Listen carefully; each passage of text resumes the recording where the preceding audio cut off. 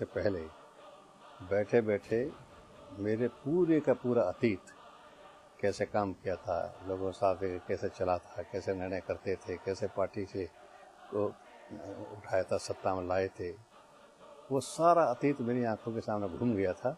और जैसे मैं माइक पकड़ा था, वो अतीत मेरे ऊपर हावी हो गया और मैं भावुक हो सकता, इसको कोई संदेह नहीं। मैं भावुक व्यक्ति तो हूँ जी। लोग तो कहते हैं कल्याण से बड़ा कठोर व्यक्ति है, फिर मैं कठोर नहीं हूँ। लोग कहते हैं कल्याण से बड़ा जिद्दी आदमी, जिद्दी भी नहीं हूँ। हाँ, अपने निर्णयों पर दृढ़ रहता हूँ। अपनी कही बात पर मैं दृढ़तापूर्वक अमल करने की कोशिश करता हूँ, चाहे इसे वो जिद कह लो और चाहे कुछ भी कह लीजिएगा। कल्याण सिंह जी, आपको नहीं लगता कि आपने भाजपा को जहां छोड़ा था, लोकसभा में 60 और विधानसभा में 176, इस मोड़ पर आप छोड़कर पार्टी को गए। आज भाजपा उत्तर प्रदेश में बहुत पिछड़ गई, भाजपा लड़ाई से बाहर हो गई। अगर मैं कहूं, रिंग में दो पहलवान दिखते हैं, सपा और बसपा। भाजपा और कांग्रेस पवेलियन में दिखते हैं। भाजपा थोड़ा सा अपनी रणनीति में परिवर्तन कर ले, और मुझे खुशी इस बात की है कि परिवर्तन परिलक्षित होने लग गया है। जैसे 4 सूत्र है मेरे पास जी। पार्टी का एक चेहरा दिखना चाहिए, पार्टी की एक वाणी दिखनी चाहिए, सामाजिक न्याय के सिद्धांत को अमली जामा पहना रही पार्टी ये दिखना चाहिए, और जिताऊ टिकाऊ अच्छी छवि के प्रत्याशियों का चयन होना चाहिए। भाजपा इस वक्त पहुंच जाएगी। मेरा अपना कहना यह है, इलेक्शन की दृष्टि से मेरा अनुभव ये है कि अगर 100 अंक चाहिए जीतने के लिए, तो उनमें 75 अंक तो केवल प्रत्याशी के होते हैं।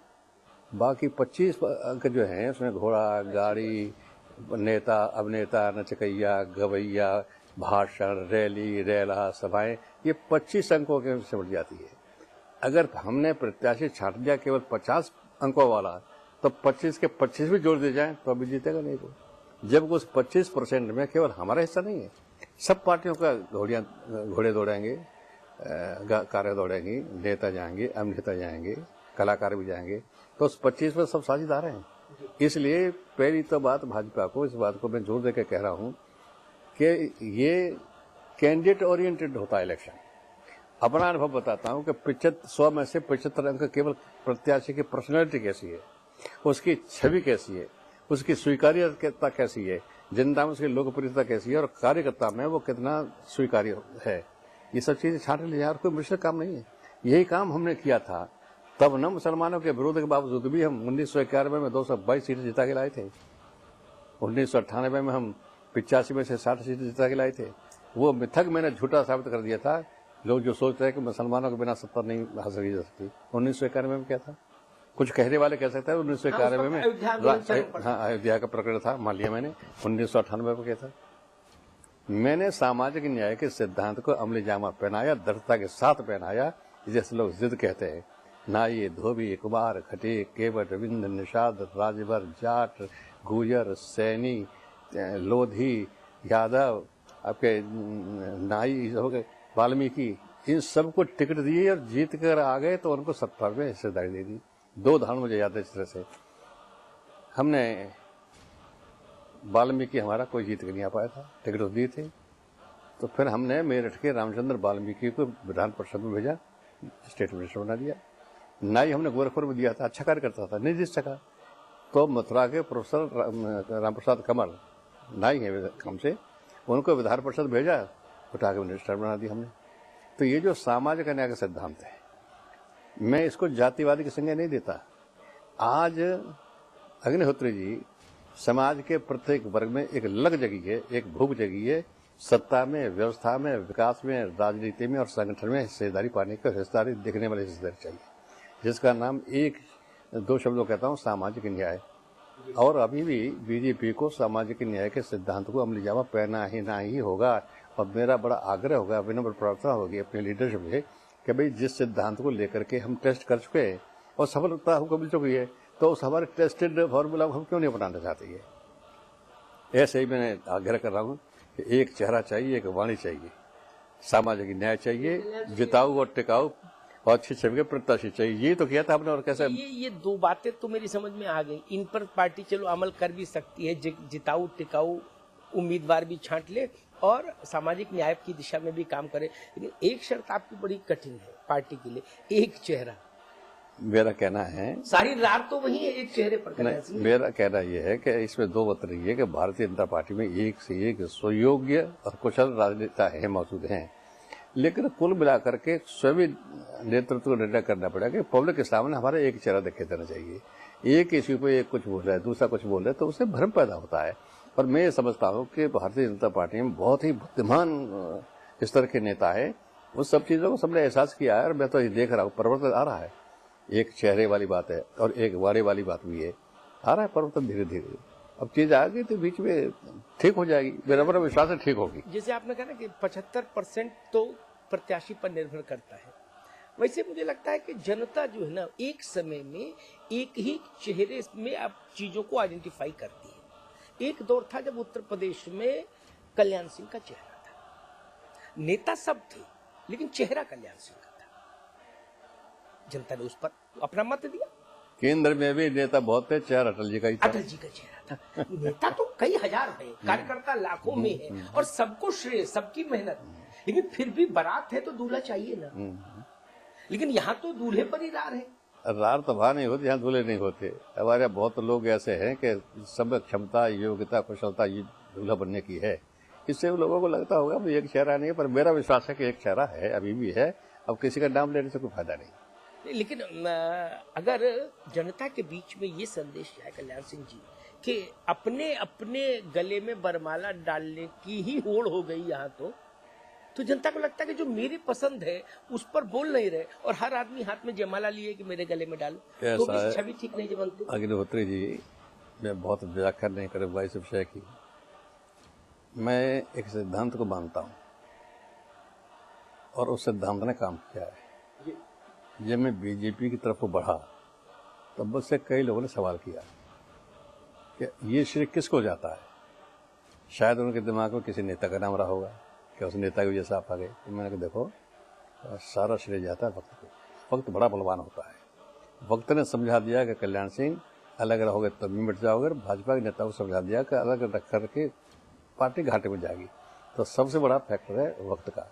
आज भी वही सिद्धांत मानता हूँ, वक्त सबको समझा दे रहा धीरे धीरे करके। और आप देखिएगा कि जो चीज़ें दुविधा में फंसी हुई हैं सब क्लियर हो जाएंगी और जल्दी क्लियर हो जाएंगी, कोई दिक्कत नहीं पड़े जा करके। चेहरा तो एक बनी चुका है उत्तर प्रदेश में, केंद्र में। तो कौन से देखिए, तकनीक का कोई कारण होता है पता अलग है। इस समय श्री नरेंद्र मोदी देश की जनता की आवाज़ बन चुके हैं, नौजवानों की आवाज़ बन चुके हैं, किसानों की आवाज़ बन चुके हैं, उद्योगपतियों की आवाज़ बन चुके हैं। सुशासन देने की कला उनमें है, विकास पुरुष के नाम से वो जाने जाते हैं। और जगह जगह से जो मोदी का दर्शन भी नहीं किया होगा वो कहता है मोदी लाओ, मोदी लाओ। अब ये सही है कि आम जनता स्वीकार कर रही है। वो कहते हैं कि खलक की आवाज़ खुदा की आवाज़ हो जाती है, तो आज वैसी आवाज़ बनती जा रही है। हाँ, अब वो कब घोषित होंगे ये अधिकार भारतीय जनता पार्टी के संसदीय बोर्ड को है, वो तय करेगा। फिर एनडीए बैठ के तय करेगा। और ऐसा होता है तो इस वजह से कुछ सुखद परिणाम सामने आएंगे। एनडीए में आपका जो सबसे बड़ा सहयोगी दल है, जिसके 20 सांसद हैं लोकसभा में, जनता दल यूनाइटेड, उसको इस नाम पर तीखी आपत्ति है नरेंद्र मोदी के नाम पर? होनी नहीं चाहिए। नरेंद्र मोदी के नाम पर आपत्ति करने का कोई विशेष तर्क संगत कारण तो लगता नहीं है, लेकिन चूंकि उनकी पार्टी है, उनका अपना मत व्यक्त करने का पूरा अधिकार है जनता दल यू को या माननीय नीतीश जी को भी। हो सकता है कि शायद जो टाइम फैक्टर है ये उनको भी समझा लेगा, नहीं वक्त की जरूरत है सर। आपके एक बहुत वैचारिक तौर पर आपके बहुत मतलब परिवार के हिस्से शिवसेना हिंदुत्व के मुद्दे पर, उनके अध्यक्ष भी कह रहे हैं कि बाला साहब के समय में तो ये रेस में ही नहीं थे नरेंद्र मोदी, इसलिए बाला साहब की चॉइस तो सुषमा स्वराज थी। अब ये नरेंद्र मोदी रेस में कैसे आ गए? मैंने उतना ही कहना है कि चाहे एनडीए के घटक दल हैं, इन सबके साथ विचार विमर्श करके ही नाम तय होगा ना। उससे पहले भारतीय जनता पार्टी के घर में भी बैठ करके एक मत एक राय बनाने के लिए विचार मंथन करना चाहिए, जो शुरू हो भी गया होगा। और कोई ज़रूरी नहीं है कि कल तक कोई बात कही जाती थी तो आज वही दोहराई जाएगी या कल आने वाले दिन वही दोहराई जाएगी। मेरा विश्वास ये है, मेरे जीवन भर का अनुभव है कि टाइम फैक्टर बहुत चीज़ों को सुधारता है, टाइम फैक्टर बहुत चीज़ों को चेंज करता है। और आप देखेंगे कि यही टाइम फैक्टर अतीत में जो चीज़ होती रही थी, शायद वर्तमान में भविष्य में यही टाइम फैक्टर इम्प्रूवमेंट लाएगा। कल्याण सिंह जी, जिस प्रदेश में आपने इतनी लंबी पारी खेली और एक अच्छी पारी खेली, एक आपका शासन सत्ता के इकबाल के लिए आज भी याद किया जाता है। धन्यवाद। आज जो सरकार वहाँ है, बहुमत की सरकार बहुत समय बाद आई, समाजवादी पार्टी की इसमें इतनी बहुमत की, और नया मुख्यमंत्री आया, नौजवान मुख्यमंत्री आया, तो एक उम्मीद पूरे प्रदेश को जगी कि शायद समाजवादी पार्टी भी खुद को बदलेगी और प्रदेश भी बदलेगा। आपका 50 सालों का तजुर्बा, उत्तर प्रदेश की नस नस से आप वाकिफ, आज सरकार को 1 साल 1 महीना हो गया, किस ढंग से आप इसकी रेटिंग करेंगे? मेरा अनुमान या मेरा अनुभव 2 प्रकार का है। पिछले 20-25 साल का इतिहास बताता है कि जब जब कांग्रेस सत्ता में आती है, महंगाई लाती है, भ्रष्टाचार घोटाला लाती है, और जब जब भी समाजवादी पार्टी सत्ता में आती है तब गुंडागर्दी अपने साथ लेकर के आती है। आज उत्तर प्रदेश की सरकार को सरकार कहना ही बेईमानी है। सरकार नाम की चीज़ उत्तर प्रदेश में कोई नहीं है। कानून व्यवस्था पूरी तरह से ध्वस्त हो चुकी है, गुंडागर्दी हो रही है पूरी तरीके से, बलात्कार की घटना रोज घटित हो रही है। आम आदमी सुरक्षित महसूस नहीं कर रहा है। शासन का सबसे पहला दायित्व होता है कि आम नागरिक, माँ, बहन, बेटी अपने को सुरक्षित महसूस करे। एक बार को आदमी बिना खाने के रह सकता है 2 दिन, लेकिन बिना सुरक्षा की भावना के आदमी जिंदा नहीं रह सकता है। आज उत्तर प्रदेश में इस प्रकार की कोई सरकार नहीं है। मुख्यमंत्री भला लड़का है, मैं उसको बड़ा प्यार भी करता हूँ, लेकिन नया मुख्यमंत्री नौसिखिया मुख्यमंत्री है। दूसरे उसके ऊपर भी कई पावर सेंटर्स हैं। मुलायम सिंह जी का अलग पावर सेंटर है, श्रीमान राजमुखा का अलग पावर सेंटर है, तुरंत की बात पर तुरंत जाते हैं। फिर शिवपाल सिंह यादव का अलग पावर सेंटर है, फिर रामगोपाल यादव का अलग पावर सेंटर है, और ये सब के सब 4 पावर सेंटर इनसे बहुत सीनियर है अखिलेश भैया से। तो अखिलेश की कठिनाई तो है ही है।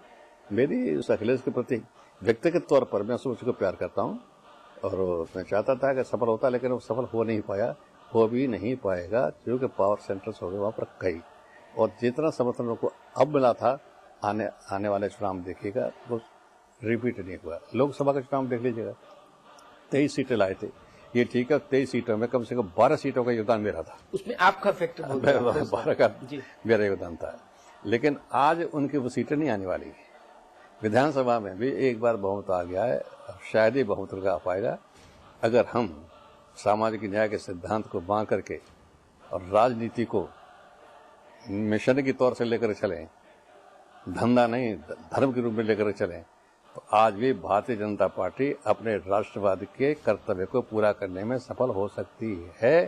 जो कुछ तो पूरी औरों से अलग भाजपा के पास अभी भी है। अभी अगर तोला नापतोला जाए तो इतना तो मानते ही है कि नहीं भाई, अभी भलमान साहब इनमें ज्यादा है तुलना तत्व में। मैं 100% नहीं कह रहा हूँ, लेकिन बाकी पार्टियों में, बाकी नेताओं में तुलना की जाए, हमारे पार्टी के नेताओं में, पार्टी में तुलना की जाए, तो अब भी नंबर हमको ज्यादा मिल रहा है, और अभी तुलना को लग रहा कह रहा हूँ मैं। हालांकि नंबर बढ़ने चाहिए। कल्याण सिंह जी, यहाँ मैं आपको रोकूंगा कुछ क्षणों के लिए, वक्त है एक ब्रेक का, आप कहीं मत जाइएगा। हम यूं गए और तुरंत वापस आए, और उसके बाद फिर बातचीत आगे बढ़ाएंगे उत्तर प्रदेश के पूर्व मुख्यमंत्री कल्याण सिंह जी के साथ।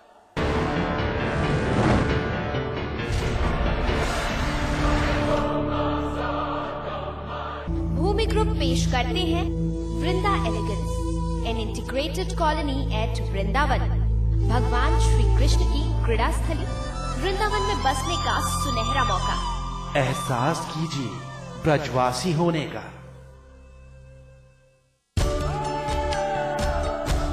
इसमें टेस्ट है, तंबाकू नहीं। आप भी आजमाइए रजनीगंधा।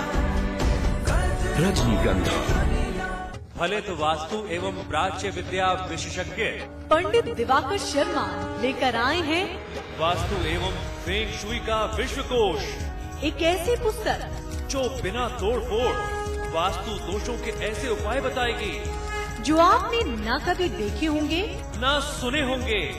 जी हाँ, वास्तु एवं फेंग शुई का विश्वकोश।